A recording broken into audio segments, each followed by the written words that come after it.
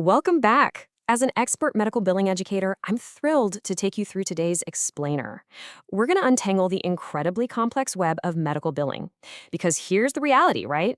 Your coding accuracy directly dictates not just provider payment, but ultimate patient coverage. It's a critical, high-stakes skill. And mastering it, well, that means understanding exactly who is footing the bill. There's this quote from our source material that I absolutely love. You need to have the coding agility of a cheetah to keep track of all of these possible pairs. Think about it for a second. Once you finish coding a medical chart, that work doesn't just, disappear into the abyss. It enters a massive labyrinth. It gets handed over to the payer, and it requires incredible speed, precision, and, yes, agility on your part to track who's supposed to pay you, how much they actually owe, and exactly when that payment should hit. Here is our roadmap for today. We'll cover the payer landscape, commercial insurance and networks, Medicare as the chief payer, Medicaid and TRICARE programs, and finally, federal workers' compensation. All right, let's kick things off with Section 1, the payer landscape.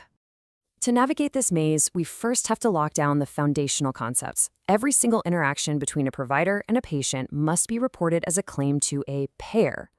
Notice how neatly we can categorize this massive, sprawling industry into 3 distinct buckets: commercial payers, government payers, and third-party administrators.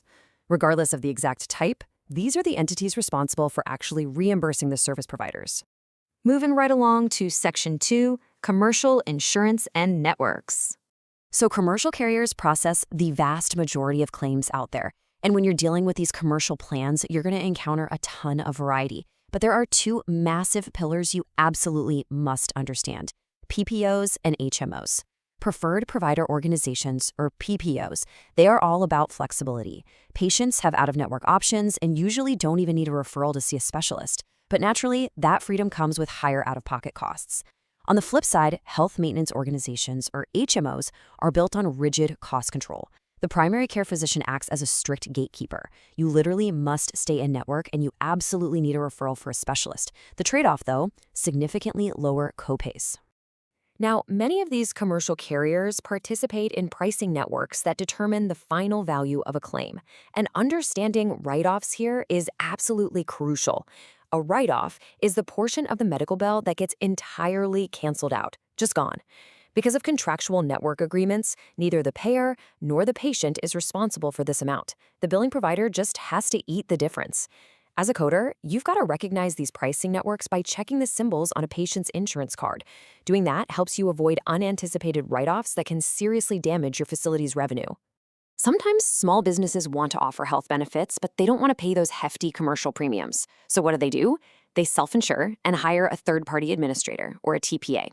The employer basically pays medical claims directly out of a company bank account, and the TPA just acts as an intermediary to price those claims using network discounts. It saves the company money as long as a massive health disaster doesn't strike the workforce, of course. But here's the golden rule you need to remember. If a claim is priced incorrectly, you have to rectify the matter directly with the TPA, not the payer. If the payer refuses to pay the TPA's agreed price, then you demand the payer reprocess the claim. You've always got to know exactly who you're fighting. Okay, on to Section 3, Medicare, the chief payer. Enacted way back in 1965 and funded by FICA payroll taxes, Medicare is a federal giant. Their claims process is highly polished, and they strictly follow the National Correct Coding Initiative, or NCCI. Listen, any claim sent with missing info or errors is just flat out rejected. No questions asked. Period. They also operate on a strict payment floor. That means they have a legally predetermined amount of time to process claims, and they won't pay a single dime until those dates are cleared. Navigating Medicare means you really have to understand its 4 specific parts. It's kind of like a giant puzzle. Part A is for inpatient hospital and hospice care. Part B covers outpatient services and physician visits. And surprisingly, Part B is actually an elective program with a monthly premium attached. Then you have Part C, which consists of private replacement plans run by commercial firms that follow Medicare's rules. And finally, Part D handles prescription medications. Look, verifying a patient's exact Medicare coverage part early in your workflow is, hands down, the #1 way to prevent unnecessary, time-consuming appeals later on. Now, processing these claims regionally are private businesses called Medicare Administrative Contractors, or MACs. Sometimes they issue local coverage decisions, which basically limit what Medicare will actually pay for in a specific region.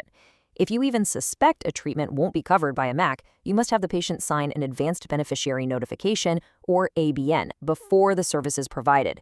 Securing that ABN shifts the full financial responsibility directly to the patient. But if you forget to get that signature beforehand, oh boy, the patient is totally exempt from paying and your provider takes a total loss. Let's transition to Section 4, Medicaid and TRICARE programs. Medicaid is super fascinating because it's a state-run program overseen by the federal government specifically designed to help low-income patients. Eligibility is strictly based on income and assets, but what happens if a patient actually exceeds those asset limits? Well, they enter what's called a spend-down program. They literally have to spend their own assets paying out-of-pocket for medical expenses until their wealth drops below the threshold. Only then do they finally qualify for Medicaid coverage. As a coder, checking a patient's spend-down status is notoriously difficult until the claim is actually under review.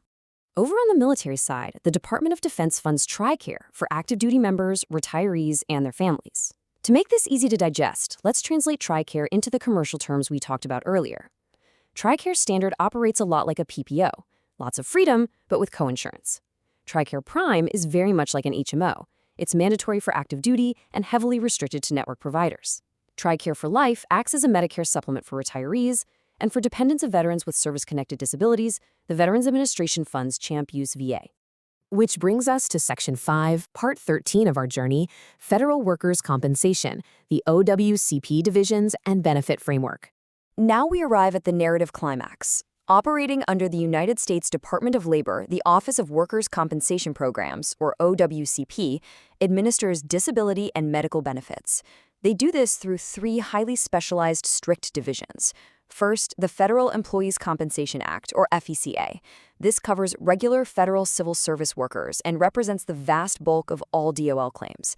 Second, the Division of Coal Mine Workers' Compensation, or DCMWC, which handles occupational lung diseases like black lung benefits for coal industry workers. And third, the Division of Energy Workers' Occupational Illness Compensation, or DEEOIC, dedicated exclusively to radiation and toxic exposure claims for Department of Energy workers.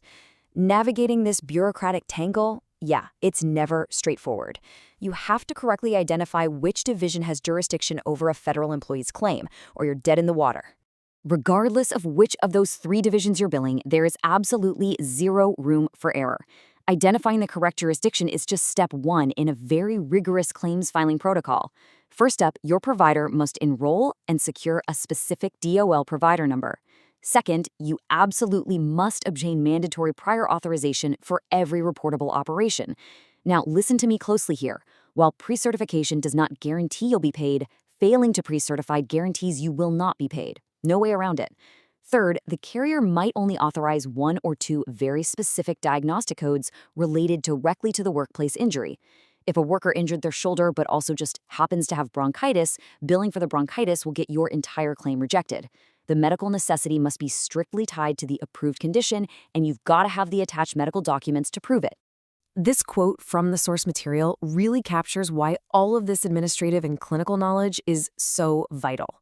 When you're coding for federal workers' compensation, the stakes go way beyond just getting your clinic paid. Your accuracy directly impacts an injured federal worker's livelihood. It literally dictates whether or not they receive the rightful medical coverage and disability compensation they desperately need to recover from an occupational illness or injury. Are you ready to navigate this high-stakes payer maze with absolute precision? We've covered a tremendous amount of ground today, from the flexible PPO networks of the commercial sector to the strict payment floors of Medicare, all the way to summarizing the three OWCP divisions: FECA, DCMW, and DEOIC. Every rule, modifier, and pre-authorization is a wall in this maze.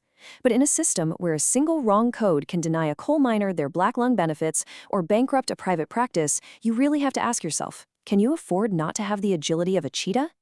In Part 14, we'll dive even deeper into practical OWCP claims filing protocols and DOL fee schedules. Until then, like, share, subscribe to Decode Healthcare with Harshal.